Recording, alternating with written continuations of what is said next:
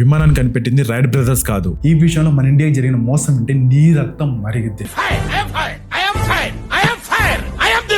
ఎందుకంటే ఆ ఘనత మనకు రావాల్సింది. విమానాన్ని మొట్టమొదటిసారిగా కనిపెట్టింది శివకర్ బాపూజీ తల్పాడే. Is Indian. సంస్కృత భాషలో గొప్ప పండితుడు. ముఖ్యంగా శ్రీ మహర్షి భరద్వాజ రాసిన వైమానిక శాస్త్రం నుంచి కొన్ని బేసిక్స్ తీసుకొని విమానం తయారు చేశాడు. దానికి మరుతు శాఖ అని పేరు కూడా పెట్టాడు. దీని అర్థం ఏంటో తెలుసా? సంస్కృతంలో గాలికి స్నేహితుడని అర్థం. కొన్ని ఆర్టికల్స్ ప్రకారం ఆయన తయారు చేసిన విమానాన్ని 1895 సంవత్సరంలో చౌపాటి బీచ్ లో టెస్ట్ ట్రయల్ కూడా చేశారు. అంటే రైట్ బ్రదర్స్ 1903లో ఎగరవేశారు. అంటే మన వాళ్ళు దానికంటే 8 ఏళ్ల ముందే ఎగరవేశారు. ఆ విమానం సుమారుగా 1500 అడుగులు ఎత్తు ఎగిరినట్టుగా కొన్ని ఆర్టికల్స్ కూడా చెప్తున్నాయి. ఆ టైంలో బరోడా మహారాజా గైక్వాడ్ కూడా చూశారు. కొంతమంది ప్రముఖులు చూసినట్టుగా కొన్ని ఆర్టికల్స్ కూడా ఉన్నాయి. సో ఇన్వెన్షన్ అనేది బయటికి రాకుండా ఉండేందుకు చాలా ట్రై చేశారు. ఆ టైంలో బ్రిటిష్ పాలన కదా, సో విమానం తయారు చేయడానికి కావాల్సిన ఫండ్స్ రానివ్వలేదు. తన భార్య చనిపోయింది. ఎక్స్ప్లోజివ్ కేసు పెట్టారు అతని మీద. అంటే పేలుడు పదార్థాలు తయారు చేస్తున్నాడని చెప్పి ఇంకా ఈ ప్రయోగం ఆపాల్సిందిగా కొన్ని నోటీసులు కూడా పంపించారు. ఇవన్నీ చూసి మానసికంగా కృంగిపోయి 53 ఏళ్ళకి చనిపోయాడు. ఆయన దగ్గర ఉన్న పత్రాలు, ఏరోప్లేన్ బ్లూ ప్రింట్స్ ఇవన్నీ బ్రిటిష్ వాళ్ళు పట్టుకుని వెళ్ళారు. వాళ్ళ ఫ్యామిలీ మెంబర్స్ కి ఏమీ దొరకనివ్వలేదు.